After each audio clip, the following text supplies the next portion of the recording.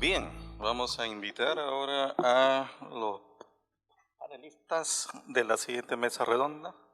Invitamos primero, por favor, al doctor Rodrigo Moreno Vieira, que nos acompaña, al ingeniero Máximo Cárdenas Arbieto, de Ocina Ramín, y al magíster Ronald Orellana Paucar, del COE SINAC. Los recibimos a todos, por favor, con un fuerte aplauso.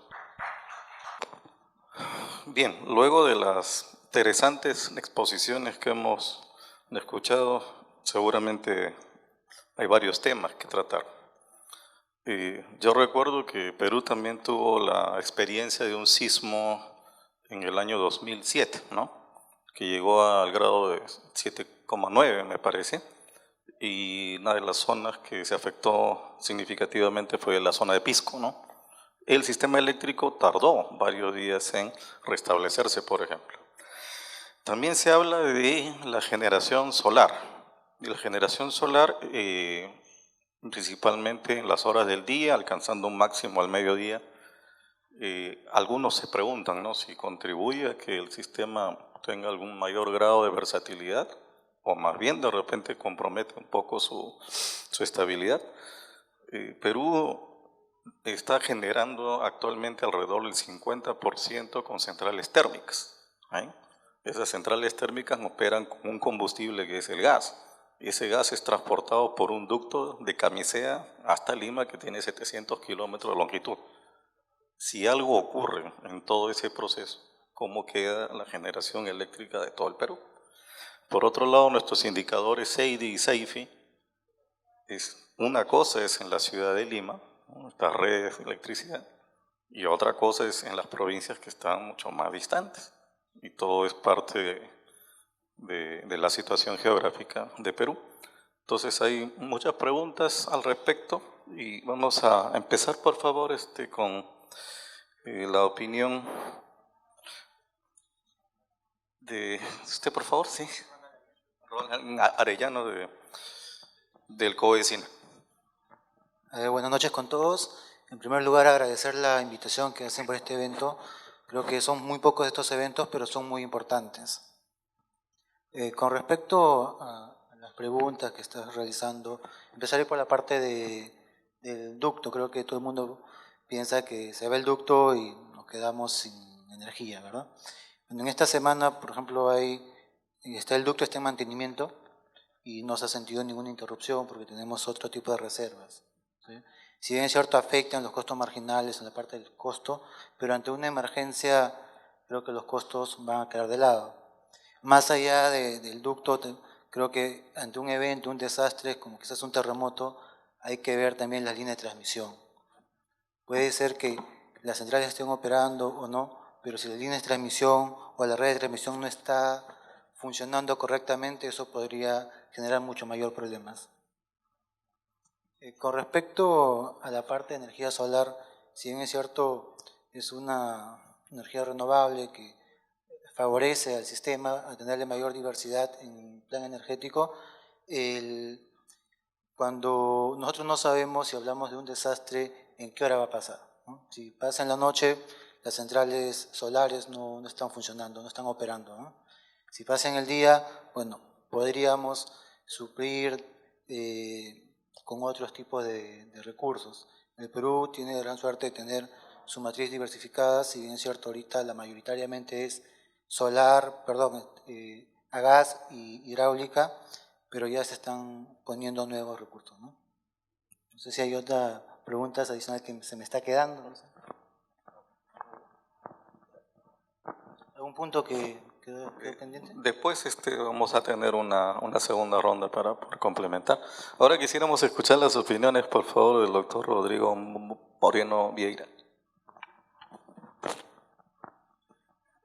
Me voy a referir al tema brevemente de energía solar. Hay una componente importante del problema cuando uno ve las energías renovables, en particular la energía solar, porque es una energía que se puede instalar a muy pequeñita escala.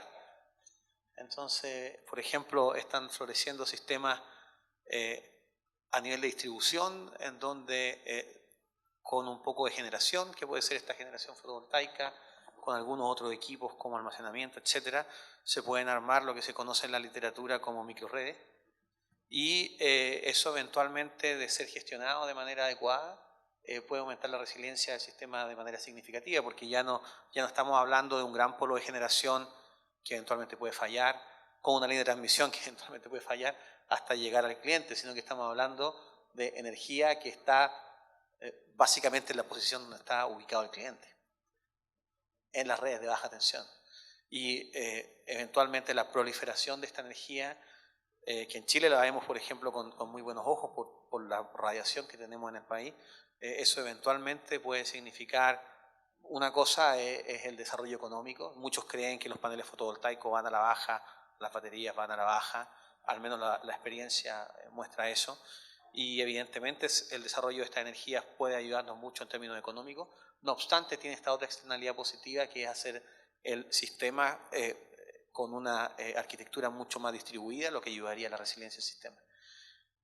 Y con respecto al gasoducto, un solo tema, porque yo obviamente no soy experto en temas del Perú, pero este tema del manejo del riesgo, generalmente la regla de la mano derecha es diversificar. Entonces, si hay muchos dependientes de un solo gasoducto al final del día, eso suena como que hay un nivel de exposición muy grande del sistema peruano. Como les digo, no conozco el sistema peruano, así que no me atrevo a hablar mucho. No obstante, uno esperaría que la caída de uno o dos elementos, cualquiera sea del sistema, incluyendo un gasoducto, no impacte significativamente la calidad del suministro. Y en este caso podría ser el caso. Ustedes saben más.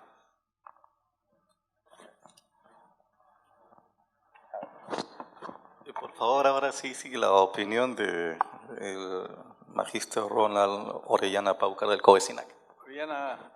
Ronald es Máximo Cárdenas, soy ingeniero.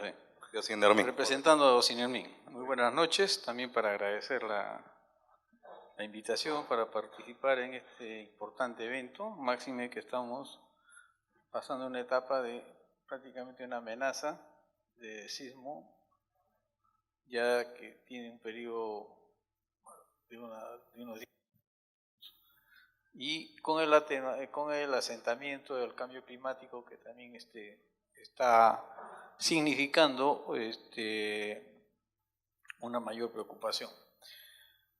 Pienso, igual que el doctor, la energía solar, por las características que tiene y la forma como se instala y puede servir específicamente a áreas muy limitadas, y precisamente son las que podrían quedar aisladas después de un evento de la magnitud que estamos esperando, podría sí aumentar la resiliencia, y probablemente sí necesariamente pues en las horas de luminosidad, ¿no? Y por el otro lado, con respecto a lo del gas, nosotros debemos de plantearnos dos escenarios. La zona impactada por la amenaza, en este caso es una área costera que está limitada en el norte por Chimbote y en el sur hasta Pisco. Y el resto del país, donde no va a ser impactado, pero debe seguir funcionando. Debe seguir funcionando. La consecuencia va a ser de que, como en este sector se está desarrollando aproximadamente el 50% del PBI, va a ocurrir de que en esa cantidad también se va a disminuir la demanda eléctrica. Entonces, el escenario va a ser diferente del que probablemente hemos estado suponiendo. Necesitamos energía para el resto, para que se mantenga y pueda permitir una recuperación de la actividad económica del país. El área impactada va a demandar una cantidad de energía, sí. Que se va a quedar sin las fuentes de generación, porque todas las centrales térmicas a gas están en la costa. Si hay un tsunami, prácticamente no deberíamos contar con ellas, y debemos de considerar situaciones extremas como el evento del sismo seguido de un tsunami. Entonces, en esas condiciones, las características de la zona del escenario impactado va a necesitar otro tipo de atención. Y acá viene pues ya las necesidades de la primera respuesta, y seguido pues del restablecimiento del fluido eléctrico a la zona de la demanda, y lógicamente previa verificación de cuáles son las áreas que han sido afectadas y cuáles no, y seguramente se deben ya para ese momento conocer las áreas donde van a ser los refugios, a donde van la gente a desplazarse, los que hayan, digamos, no hayan sido, digamos, afectados, donde están los hospitales de campaña, los hospitales que han subsistido, así como también la necesidad de abastecer el fluido eléctrico a los centros donde está la autoridad de gobierno, para que se pueda seguir conduciendo el restablecimiento de la normalidad, y de aquellas instituciones que han subsistido. Igualmente es importante la atención de la energía a los puntos de agua, de abastecimiento de agua. Esa es la problemática que va a ser en esta zona y es a la que deberíamos de, digamos, prestarle atención, y también considerar de que un sistema alterno o paralelo, ¿no?, fuera del área impactada, que permita la conducción del país, digamos, de una manera lo más estable posible. Debemos de prepararnos para eso, para tener un punto externo a la zona impactada que permita lograr eso. Y dentro de la zona impactada, bueno, seguramente pues habrán ya áreas que se hayan establecido para poder atenderlas. Y yo creo que esa visión es importante porque va a permitir de repente replantear las acciones de respuesta que hayamos estado trazándonos anteriormente. Muy bien, nos gustaría complementar, por favor, con la opinión del ingeniero Luis Simoni.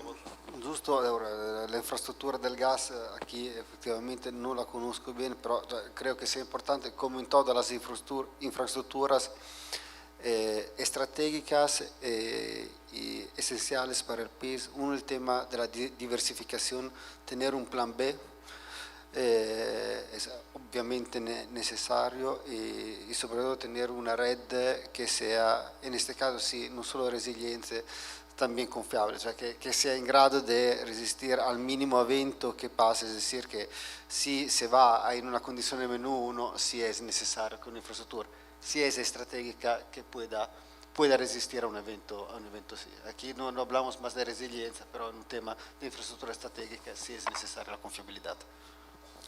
Muy bien, hemos escuchado los puntos de vista de los panelistas acerca del tema de la dependencia de gas natural para la generación eléctrica, posible rol del sistema solar, entre otros. ¿Cuáles son las perspectivas para futuro, ¿no? En Perú se señala que actualmente tenemos una sobreoferta de energía, se habla de distorsiones en el precio del mercado spot, del costo marginal a corto plazo. Las primeras centrales solares que ingresaron a Perú el 2012 lo hicieron con un precio de 22 centavos por kilovatio hora. La última subasta del 2016 a 4.7 centavos por kilovatio hora. ¿Cuáles son las tendencias? Se habla de smart grid, se habla de net metering, net billing, generación distribuida. Perú tiene el decreto ley 1221 promulgado en octubre del 2015 en donde crea la generación distribuida. Pero como todos sabemos no ocurre nada hasta que no haya una reglamentación. Pasado 4 años y estamos todavía a la espera de esa reglamentación que debería probablemente en los próximos meses quizás tomar forma. ¿Cuáles son las perspectivas que tenemos para el futuro? Porque el usuario final estaría interesado en un sistema que sea mejor, ¿no? Que tenga mayor resiliencia, mayor confiabilidad, etcétera. Pero ¿cómo va a reaccionar este usuario cuando se le diga que el precio por kilovatio hora va a ser mayor? ¿Cuánto cuesta su seguridad? ¿Hasta cuánto estaría dispuesto un usuario a poder pagar más por un sistema mejor? Empezamos nuevamente, por favor, con la segunda ronda. Bueno, es un tema interesante, ¿no? Para empezar, el año pasado publicaron un proyecto de reglamento de generación distribuida. Creo que tuvo muchas críticas de cómo lo orientaron, cómo lo enfocaron. Con la parte, ya viendo como sistema, yo de parte del COES veo más arriba. Realmente la generación distribuida está más pegada al área de distribución, ¿no? Y no sé cómo podría modificarse o ese reglamento lo van a mejorar. Desconozco completamente, creo que ya le compete tanto al Ministerio retomar ese tema.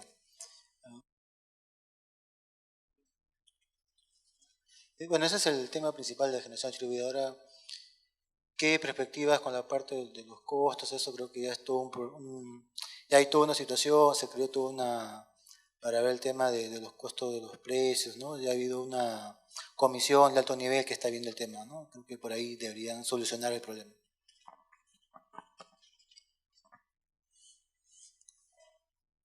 Sí, es una pregunta súper complicada. Es una pregunta súper complicada porque a nadie le gusta que le suban los precios de la electricidad, obviamente, por mucho que uno justifique que está bien hecho. Como broma, una vez dijimos, mira, hay que justificar esto justo después del desastre, porque después del desastre todo el mundo quiere un sistema mejor. Pero pasan 2 o 3 semanas y se olvidó, ¿no es cierto? Y después la gente quiere pagar poco y eso es bien. Es un tema, no hay una respuesta clara. O sea, incluso olvidándonos un poco de los desastres y del tema de la resiliencia, incluso en términos de confiabilidad, un gran debate que tenemos hoy en día en Chile es que necesitamos mejorar el SAIDI. De hecho, hay un mandato de la política energética a reducirlo significativamente. No obstante, eso evidentemente va a significar hacer cosas en la red. O sea, ni siquiera pueden ser inversiones, puede ser soterramiento, pueden ser nuevas tecnologías, cosas de tener telecomando, control, automatismo, pero de todas maneras estamos hablando de contar con más recursos y eso se tiene que pagar.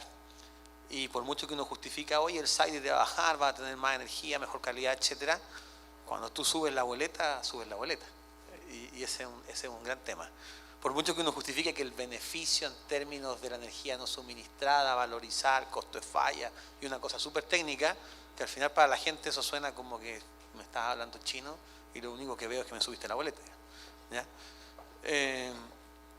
Eso por un tema. Y otro tema que es un poco más filosófico, pero yo creo que a futuro nosotros tenemos que pensar mejor cómo estamos invirtiendo nuestros recursos en términos de seguridad de suministro. Hoy en día existe una obsesión por pagar seguridad a la generación mediante pagos por suficiencia, pagos por potencia, etc. Cuando en realidad uno ve y las veces que hay pérdida de suministro a causa de falta de suficiencia en generación, probablemente no van a encontrar ningún evento. No obstante, todos nuestros recursos, en términos de confiabilidad, están en esa canasta. Y cuando uno ve los problemas de las redes, que son mucho más graves, no ve exactamente el mismo entusiasmo de la autoridad por dedicarle recursos a redes como se le dedica al tema de suficiencia en generación, que en realidad al menos da para pensar de si estamos haciendo las cosas de manera correcta en términos de hacer estos pagos por suficiencia que probablemente no son necesarios.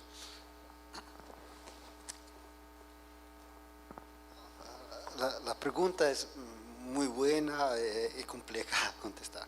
Pero de aquí yo contesto con otra pregunta. ¿Es de verdad necesario subir la tarifa eléctrica para hacer inversiones en la red?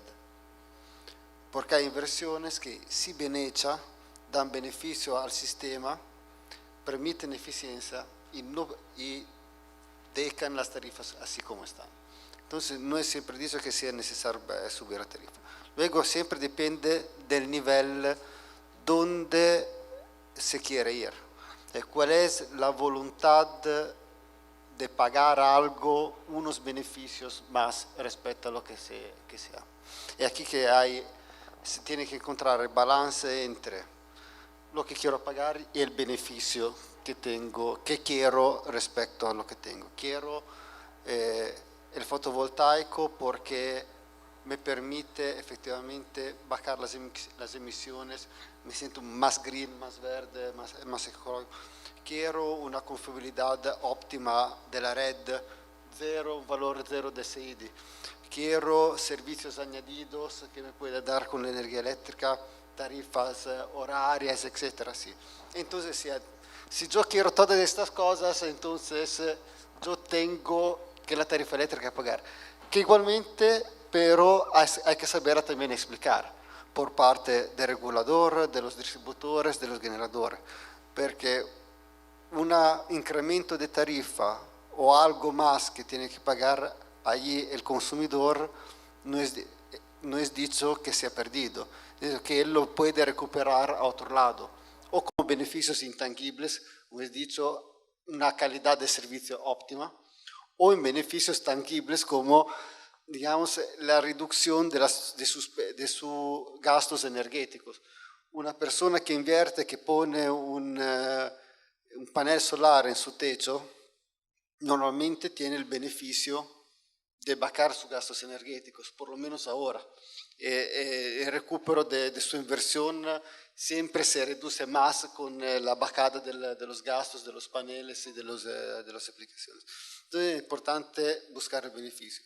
La cosa que es cierta es que si no intervenimos, si no se permite hacer inversiones de la red o cambiar un poco el paradigma, es decir, poner inversiones, reglamentar el acceso de las energías renovables, reglamentar la generación distribuida, no solo estamos con las tarifas bajas o altas, estamos con las mismas tarifas, pero seguramente el sistema y, digamos, el sistema país en temas energéticos va a empeorar, porque las inversiones sí son necesarias, no solo para mejorar, también para mantener la competitividad del sistema de un país desde el punto de vista del sistema energético.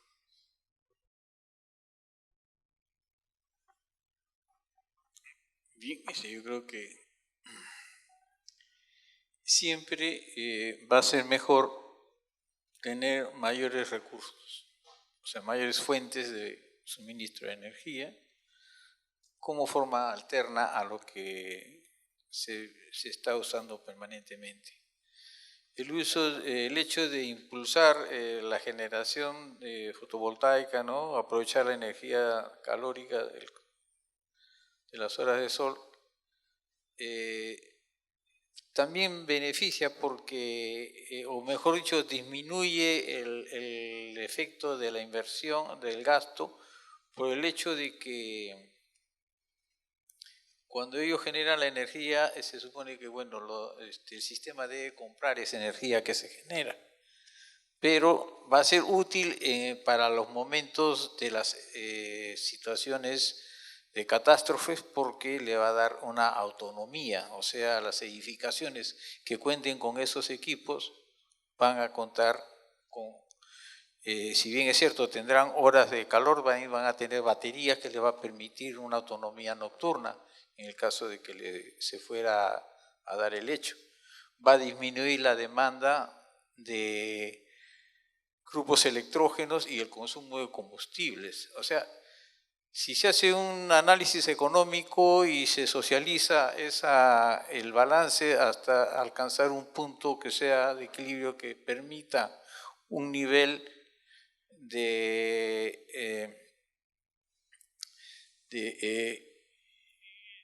digamos, desarrollo de esta forma de generar energía versus el posible incremento de la tarifa por ese hecho de que vas a comprar una energía un poco más cara, se debe buscar un punto que permita un equilibrio, ¿no?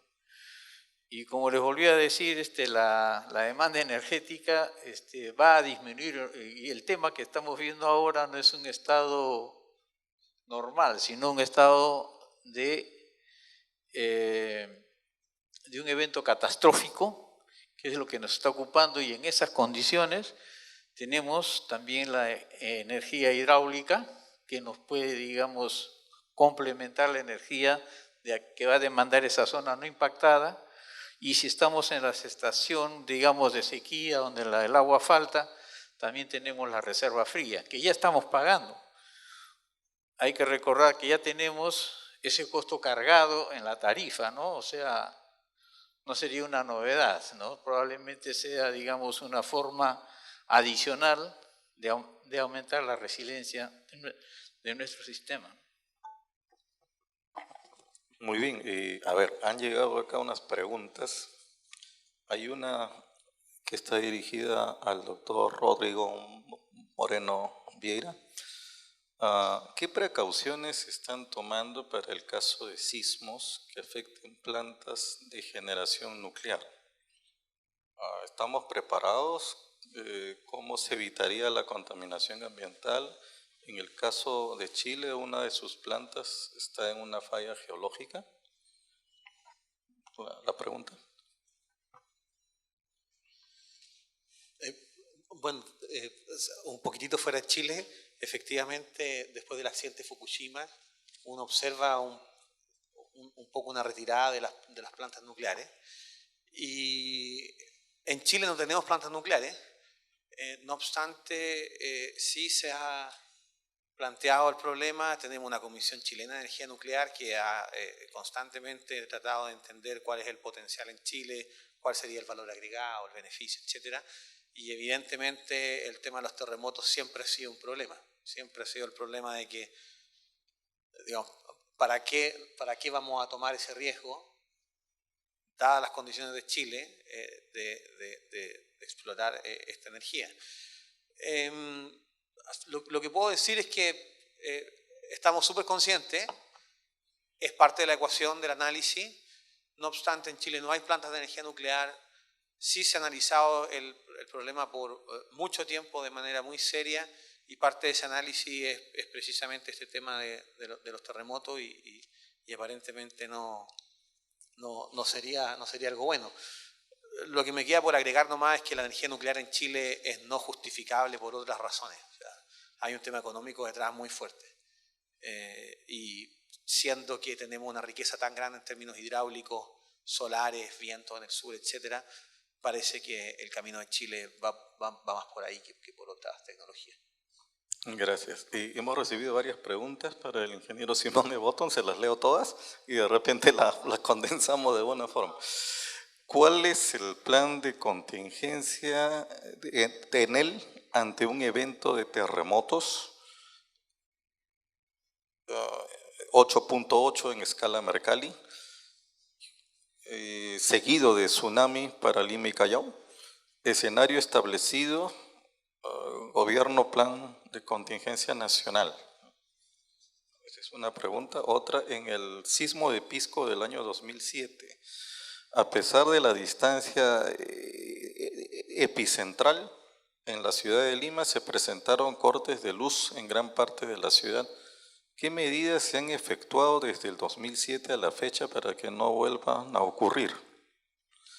Y una más, Sedapal indicó que tiene suministro especial para hospitales. En el caso de Enel, ¿tiene algo especial también? Entonces, empezamos con la última, pero luego hablamos de los terremotos.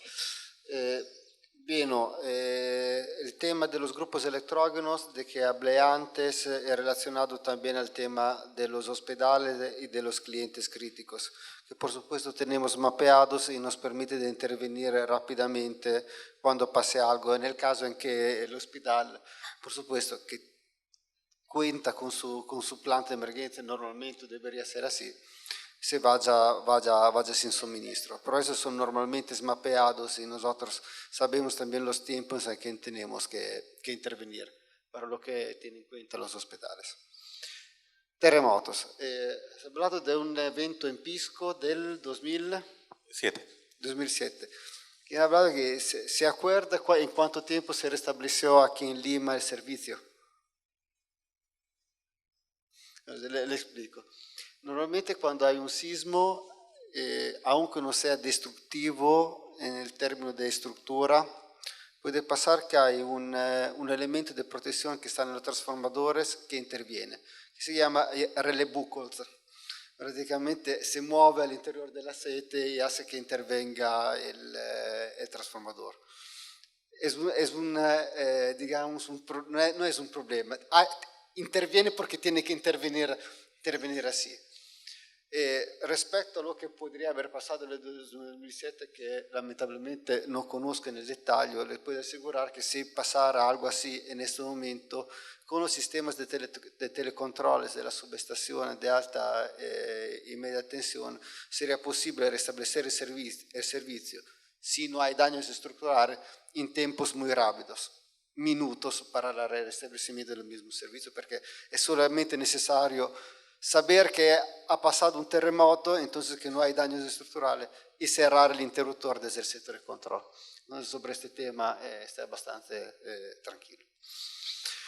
Sismo de magnitud 8.8. La intervención en los sismos entra en lo que había hablado antes de la gestión de las emergencias de grande nivel. Luego, los sismos hay un tema particular.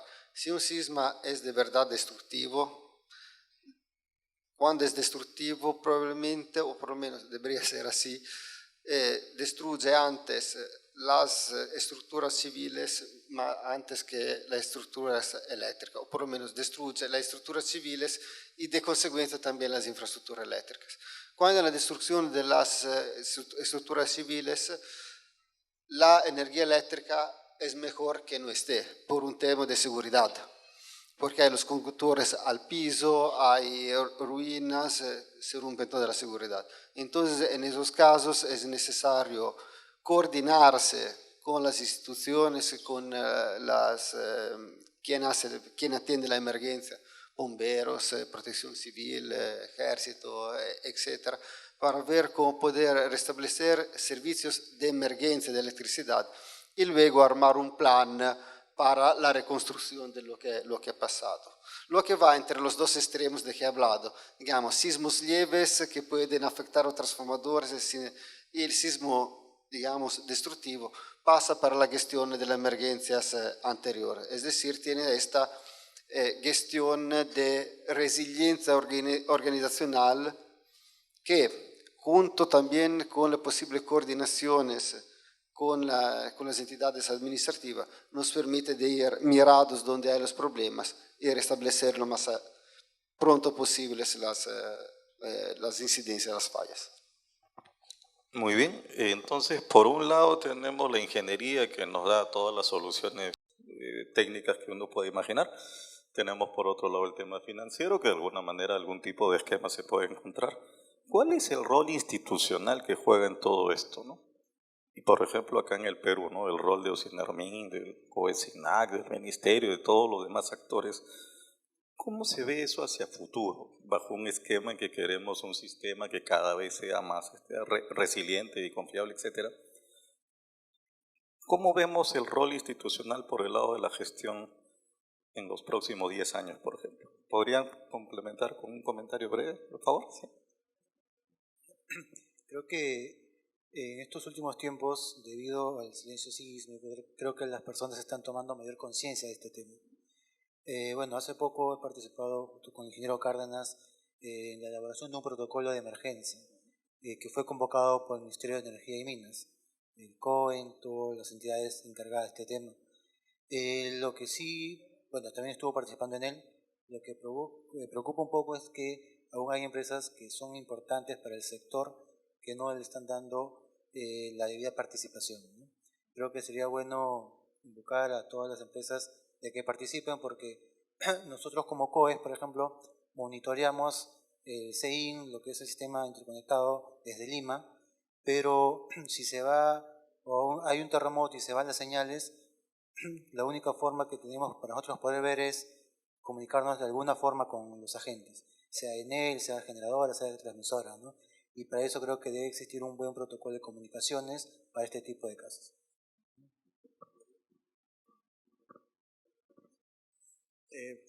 Simplemente destacar que las instituciones son tremendamente importantes y es claro tener un protocolo al menos jerárquico en términos de cuáles son las instituciones que dicen qué cosas. O sea, la historia nos ha enseñado, por lo menos en Chile, que esos protocolos son tremendamente importantes, porque cuando uno sale a atender una emergencia pueden haber instrucciones absolutamente encontradas entre una autoridad y la otra autoridad, y el coordinador eléctrico está entre medio y no sabe qué hacer, digamos. y después viene la empresa de distribución y trata de hacer otra cosa y se encuentra de frente con el coordinador eléctrico que quiere hacer otra cosa, y nos pasó en los mega incendios también en el sur de Chile, y bomberos dice otra cosa, que hay que energizar, desenergizar, etc. Y ahí realmente es necesario tener claro quién manda, cuál es el protocolo, cuáles son las jerarquías, y tener un plan súper claro para hacer una gestión eficiente entre todas las instituciones, porque cuando pasa un desastre dentro de una empresa, la coordinación se minimiza, pero cuando es un desastre en donde necesitas al distribuidor, al transmisor y otras instancias civiles completamente coordinadas, eso es mucho más complejo, evidentemente. Sí, es supremamente importante. Ya lo he dicho varias veces, en coordinación con las instituciones, con las administraciones. En caso de eventos que no afecten solo la red eléctrica o parte de la red eléctrica, que son todos los eventos climáticos, digamos, naturales que pueden pasar, si es necesario que la coordinación llegue desde arriba. No solo es un tema de eficiencia y de eficacia en las intervenciones, es también un tema de seguridad. Si se interviene entre entidades diferentes en modo descoordinado, se va a hacer más daños que el evento mismo. Puede ser. Entonces es importante sí, que las instituciones participen.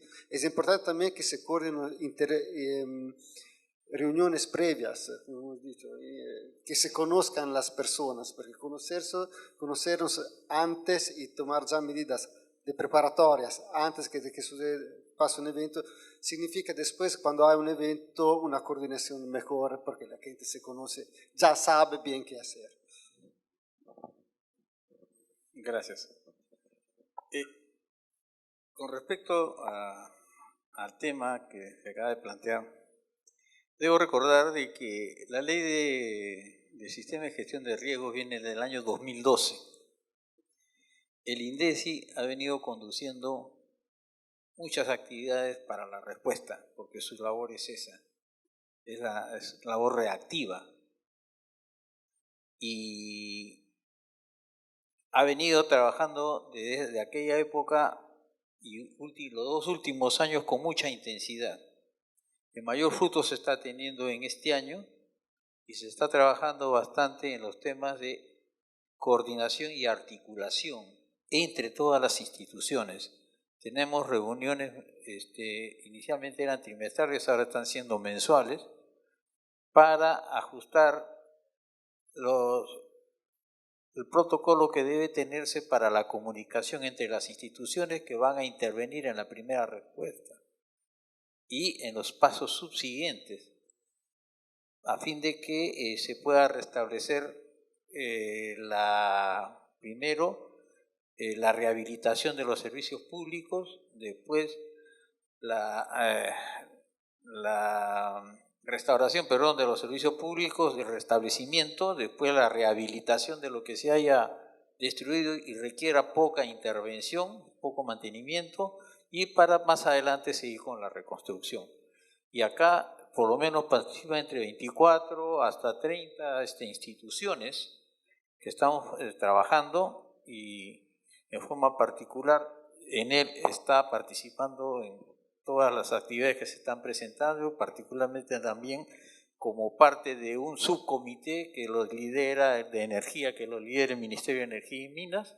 Estamos presentes afinando el protocolo que ya ya debe haberse sido firmado por el ministro y será en su oportunidad publicado, ¿no? Pero igualmente se está trabajando con los protocolos de agua potable, con los protocolos de transportes, y en las reuniones del INDECI participamos todas las instituciones, o sea, todos estamos enterados de cómo debemos actuar y participamos también opinando con respecto a cada uno de la forma como han estructurado cada subcomité, de cuál es su forma de actuación. Y eso es lo más importante a fin de que no hayan pérdidas de tiempo por disposiciones contrarias, digamos, y que vayan a retardar la respuesta oportuna, ¿no? Muy bien, muchas gracias a nuestros panelistas, expositores. Por favor, para ellos un fuerte aplauso.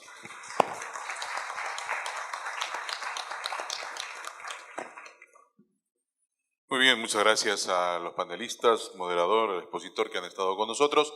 Les vamos a pedir que permanezcan en sus lugares porque inmediatamente vamos a presentar las conclusiones de esta primera jornada del simposio. Voy a invitar en primer lugar al ingeniero Guillermo León Suematsu para que presente las conclusiones que él tiene. Por favor, adelante.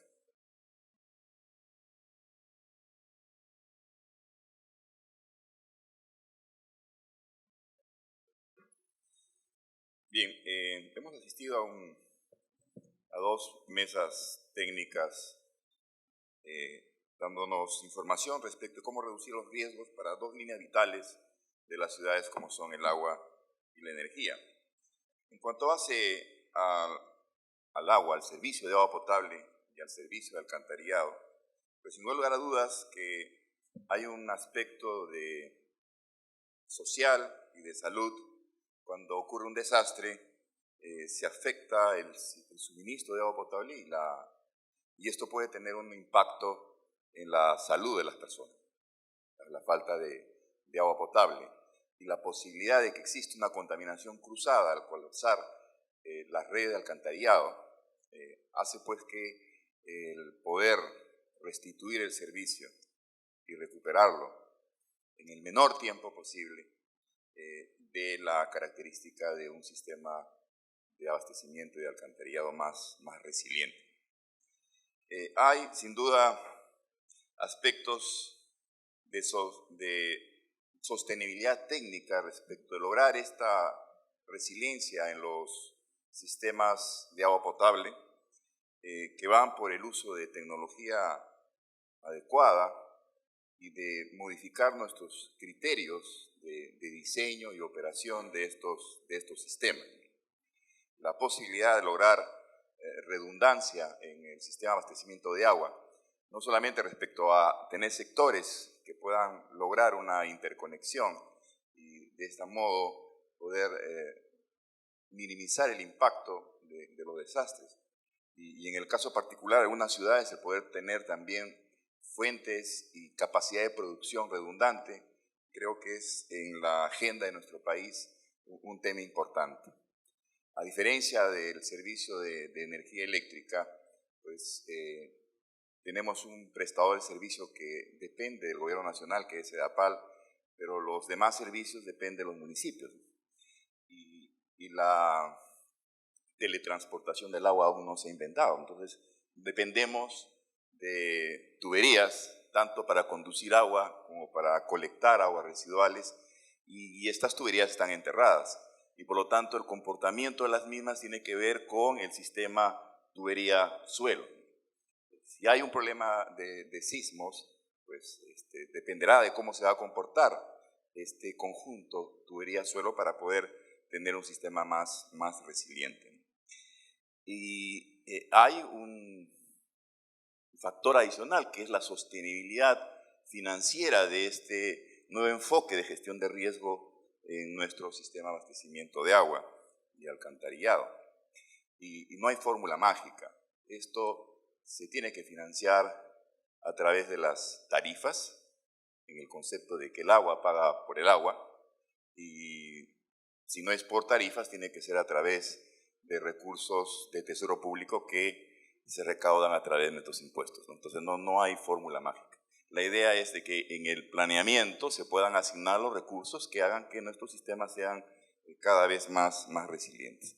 Hay, por supuesto, una interfaz entre el servicio de agua potable y alcantarillado con el servicio eléctrico. Dependemos de la energía para poder mover las bombas, para poder dosificar los químicos, y esto hace que además de que tengamos que poner para ciertos componentes críticos de nuestros sistemas, por ejemplo el de la desinfección del agua, que en una emergencia es fundamental porque es una suerte de seguro de vida frente a enfermedades de origen hídrico, el poder contar con equipos de emergencia para el suministro eléctrico de esas unidades.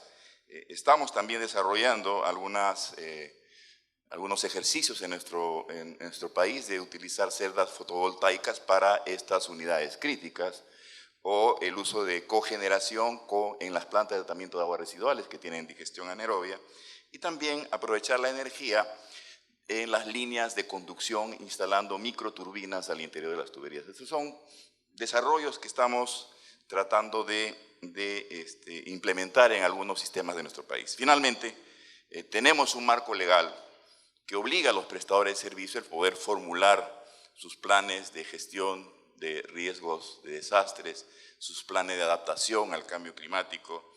Hay el marco normativo, en el marco regulatorio hay cómo asignar recursos para la implementación, pero lo que está faltando en nuestro país es fortalecer las capacidades institucionales, dado que los responsables de los servicios de agua potable son los municipios o las empresas municipales, y mejorar también nuestros criterios de asignación de recursos para este objetivo. Muchas gracias.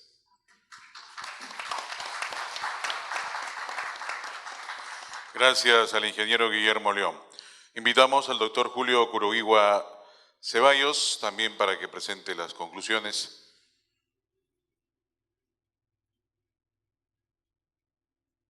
Adelante, por favor, por un tiempo igual de 5 minutos. Bueno, gracias. Bueno, como entiendo que nuestro colega Johnny, el doctor Johnny Ortiz, va a enfocarse más en la parte eléctrica, yo voy un poco a quizás resumir los aportes de los expositores y los panelistas. En particular, nosotros en esta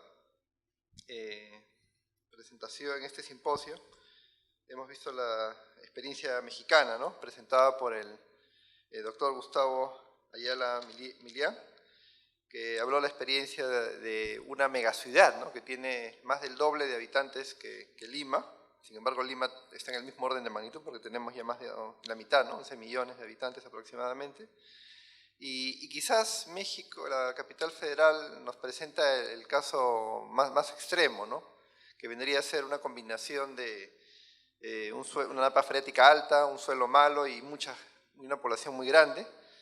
Y bueno, digamos, lidiar con esta red, predecir dónde van a estar los puntos críticos, dónde se va a romper la red, implicaba un desarrollo tecnológico que bueno, se ha implementado de una manera muy interesante. Creo que, aunque el foco es las redes de agua potable y alcantarillado, el foco estuvo en predecir dónde se podían romper, dónde estaba, digamos, dónde era más vulnerable, y se hizo un modelo de una escala gigantesca que me ha dejado asombrado, ¿no?, que ha tenido que correr una supercomputadora para ver la velocidad donde podrían, y digamos, un poco predecir dónde podrían fallar estos puntos de la red, ¿no?, que incluso ha hablado que en el año 85 se quedaron 5.3 millones de habitantes sin agua y en el 2017 3.3, ¿no? La ciudad creció, pero hubo menos afectados porque quizás hubo ya ciertos cambios, ¿no? Eso también es interesante. Y finalmente, claro, él dijo, hacer buena gestión de riesgos es anticiparse, ¿no?, y estos modelos sirven para eso. Después hubo una mesa técnica en la que ha participado el colega que me anticipó, el ingeniero Guillermo León Sematsu, que presentó al ingeniero Rucova, que nos presentó el caso peruano, ¿no?, en Sedapal. Hizo una lista bastante amplia e integral de los posibles problemas que pudieran haber, ¿no? Por ejemplo, dijo, bueno, pueden haber problemas, estamos hablando no solamente de la red, sino también estamos hablando de Lima, ¿no?, de la parte alta, donde están los túneles que se pueden caer, están quizás en las captaciones, eso no, bueno, quizás también podría darse un poquito más de énfasis después, en las presas, por ejemplo, ¿no? Y luego hay un tema, por ejemplo, hay unos ciertos tipos de fenómenos a los cuales nosotros le damos menos importancia, pero que son a los fenómenos de lento desarrollo, que son muy peligrosos. O sea, una sequía ocurre cuando ya está pasando lo peor, recién nos damos cuenta. Y después tenemos que, bueno, sacar agua de donde no hay. Y un tema que me llamó un poco la atención y quizás quedó como una pregunta que ya después veremos. Yo entiendo que la NAPA, no estoy seguro, pero creo que el acuífero de Lima tiene ciertos problemas de contaminación y no sé si se propone pues la explotación de pozos y la desalinización, ¿no?, por ósmosis inversa. Habría que ver el tema de los pozos porque entiendo que algunos pozos fueron clausurados, ¿no? Bueno, luego hubo otra brillante exposición, ¿no? Creo que eso lo voy a dejar porque ya se me está acabando el tiempo, del doctor Rodrigo Moreno, que nos trajo el caso de Chile, de las fallas en la red eléctrica. Y bueno, definitivamente los sismos en el Perú no serán tan fuertes como los de Chile, pero llegan a ser lo suficientemente fuertes como para afectarnos, y todas las consideraciones que se han puesto acá, tanto de él como del siguiente expositor, el ingeniero Simone Boto, todo lo que se está planificando y todo lo que se está pensando, ¿no? Felizmente creo que hay planes, ¿no? hay planes y que definitivamente están a disposición, ¿no? Supongo, bueno, ahora lo ha venido a presentar, estamos un poco más tranquilos porque las empresas privadas, como se deben a sus inversores, a sus stakeholders, bueno, ellos han hecho planes para también darnos a nosotros, a los clientes finales, un buen servicio, ¿no? Y voy a cortar ahí porque ya se me acabó el tiempo, pero ya creo que la parte eléctrica la va a resumir muy bien nuestro colega Johnny Ortiz, y bueno, de todas maneras he anotado muchas más cosas que ya después las estaremos escribiendo en un documento final, ¿no? Previa revisión de las partes. Eso sería, bueno, lo que he podido, la contribución para esta mesa de conclusiones.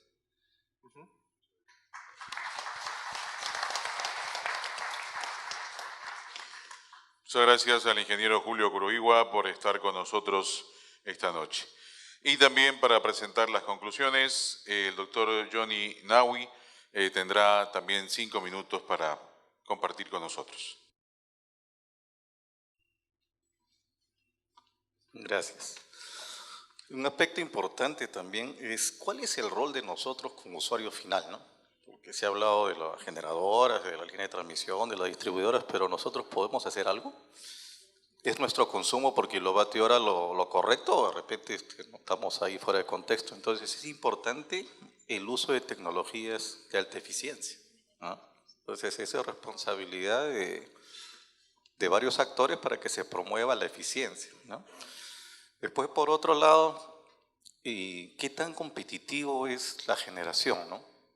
Se dice a veces que puede ser bueno, puede ser malo, pero que el Perú pues tiene todos los recursos, ¿no?